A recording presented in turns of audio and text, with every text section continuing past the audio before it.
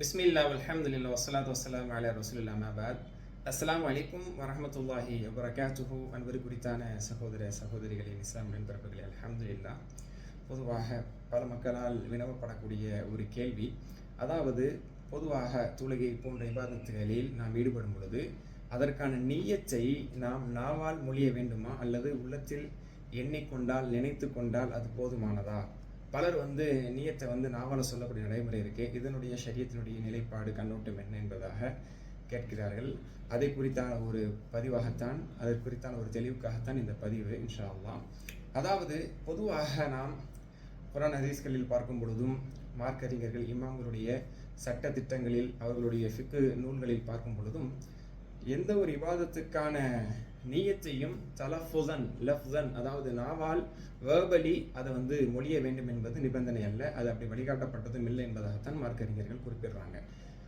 அது உள்ளத்தால் எண்ணப்படக்கூடியது தான். குறிப்பாக இது விஷயத்தில் நடைமுறையில் நாவால் சொல்லக்கூடிய நியத் என்பது நாவால் சொல்லக்கூடிய நடைமுறை பிற்காலத்தில் ஏற்பட்ட ஒரு விஷயம்தான்.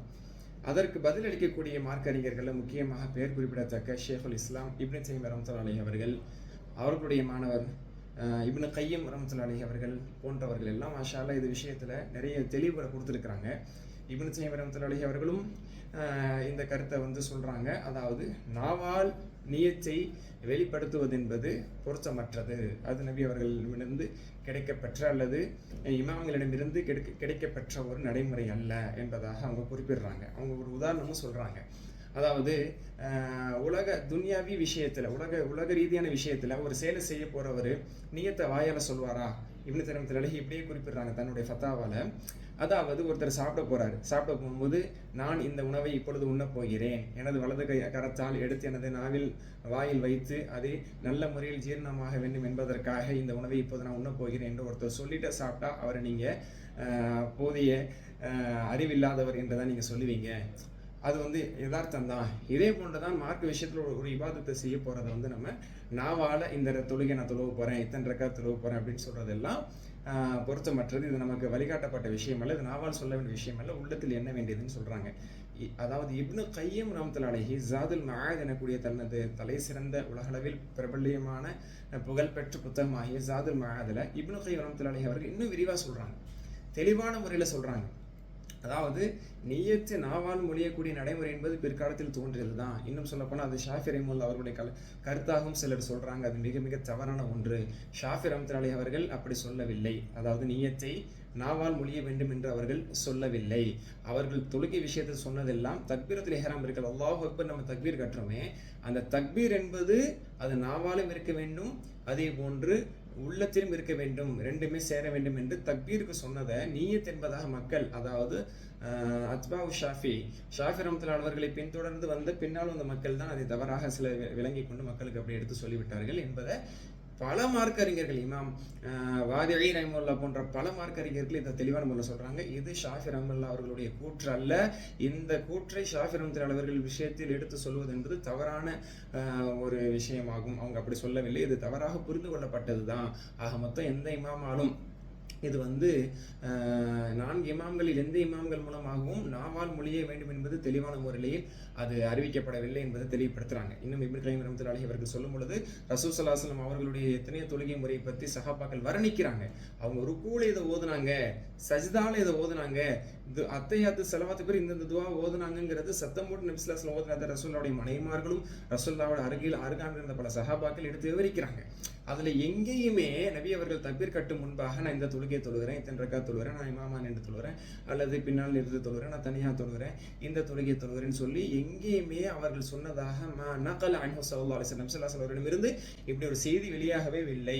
அவங்க அல்லாஹ் அக்பர் என்று தக்பீர் கட்டினார்கள், கையை உயர்த்தினார்களா இல்லையா, என்ன வார்த்தை சொல்லி தக்பீர் கட்டினார்கள், முதலில் என்ன சூரா ஓதினார்கள், அடுத்து என்ன சூரா ஓதினாங்க, புட்டு வைக்கக்கூடிய சஹாபாக்களிடமிருந்து எந்த ஒரு ரீதியிலும் வாழ்நாள் முழுக்க நபி ஸல்லல்லாஹு அலைஹி வஸல்லம் அவர்கள் எந்த ஒரு தொழுகைக்கு நியத்தை அவர்கள் நாவால் சொன்னார்கள் என்ற ஒரு செய்தி சஹீஹாகவோ ஹசனாகவோ தைஃபாகவோ அது பலகீனமான செய்தியாக கூட இடம்பெறலைங்கிறது இப்னு கையம் ரஹ்மத்துல்லாஹி அலைஹி சொல்லி இது பின்னால் அவர்கள் மக்களுக்கு கற்றுக் கொடுப்பதற்காக இதன் ரீதியில் இது சொல்லியிருக்கலாம். மற்றபடி இது ஒரு சிறந்த செயலும் அல்ல. ஆக நியத் என்பது பொதுவாக ஃபுகஹாக்கள் சொல்லக்கூடிய செய்தி, அந்நியா மஹல்லுஹு அல் கல்ப், அந்நியா மஹல்லுஹா அல்கல், நீயத்தினுடைய இடம் என்பது உள்ளம். அதனால மனசால நினைக்கணுங்கிறது தான். இன்னும் சில மார்க்கறிஞர்கள் தெளிவா விளக்குறாங்க. உதாரணத்துக்கு ஒருத்தர் ஜொஹர் அசர் தொழுகாதவர் பின்னாடி அசருடைய நேரத்தை தொழுவ போறாரு. அப்போ அசருடைய நேரத்தை தொழுவ போகும்போது ஜொஹரை தொழுகிறாரு. அப்படி தொழுவும் பொழுது ஒரு மனிதர் மனசுல நினைக்கிறாரு ஜொஹர் தொழுவ போறாரு. யாரும் ஜொஹர் தொழுகல, அதனால மனசுல ஜொஹர் தான் இருக்கு. ஆனா ஏதோ ஒரு பழக்கத்துல அவர் அசர் நேரத்தில் நினைக்கிறனால வாயால் அசர் என்று சொல்லிவிட்டால் وَإِنَّوَا فِي قَلْبِهِ ظَهْرًا وَتَلَفَّظَ مِنْ فَمِهِ அஸ்ரன், அவர் நீயத்துல மனசுல ஜொஹர் நினைச்சிட்டு வாயால் அசர் தொழுகிறேன்னு அவர் தொழுதாரு, அது ஜொஹரா தான் ஏற்றுக்கொள்ளப்படும், அது ஜொஹரா தான் கருதப்படும். ஏன்? அவருடைய உள்ளத்துல ஜொஹர் தொழுகிறது தான் இருக்குது. தன்னை மறந்து அவர் உணர்வு இல்லாம தான் வாயால் என்ன சொல்றாரு, அசர்னு சொல்லிட்டாரு. இது எல்லாருமே நம்மளே ஏற்றுக்கும். ஏன்னா அவர் மனசை நினைச்ச ஜொஹர் தான் சொல்லி. அப்ப எதுக்கு வாயால சொல்லணும்? வாயால ஒண்ணு சொல்லி அது ஏத்துக்கப்படாதுங்கிறது நம்மளுக்கே தெரியுது. அதாவது மறந்துட்டு சொன்னோம் அப்படின்னு சொன்னா அப்ப மனசுதான். அப்ப நம்மளுடைய உள்ளத்துக்கு தெரியும், இப்ப நான் தொழுகிறது முன் சுன்னத்து, நம்ம உள்ளத்துக்கு தெரியும் அடுத்து நம்ம தக்பீர் கிட்ட தொழுவது இது ஃபர்து, நமது உள்ளத்துக்கு தெரியும் அடுத்து இது நம்மளுடைய பின் சுன்னத்து, அடுத்து நம்ம ஒன்று தொழுவ போறோம் நம்மளுடைய உள்ளத்துக்கே தெரியும் இது நஃபிலு. ஆனால் இரவு நேரத்தில் தொழுகிறோன்னா நம்மளுடைய மனசுக்கு தெரியும் இது இஷா, இது பின் சுன்னத்து, இரவு தொழுகை, இது தஹஜ்ஜுத் தொழுகை. கடைசியா நீ வித்திர தொழுவலாங்கிற மனசு நம்மளுக்கே வரும். இப்ப தொழுவோமா இல்ல இன்னும் 2 ரக்காத்துக்கு அப்புறம் தொழுவோம் நினைப்போம். அப்பவே நம்ம மனசு சொல்லிருச்சு இல்ல நம்ம கியாமுல் தான் தொழுகிறோம், தஹஜ்ஜுத் தான் தொழுகிறோம். ஓகே இப்ப நம்ம வித்திர தொழுவோம் மனசு வந்துருச்சு. பாத்தீங்களா? அந்த இல்மு தான் நியத்துங்கிறாங்க. இப்னு தைமிய்யா கடைசியா சொல்றாங்க, உங்க மனசுல இருக்கக்கூடிய இல்ம் எதை நீங்க நினைக்கிறீங்களோ அதுக்கு பேர் தான் நீயா. அது வாயால சொல்லணுங்கிற அவசியம் இல்லை.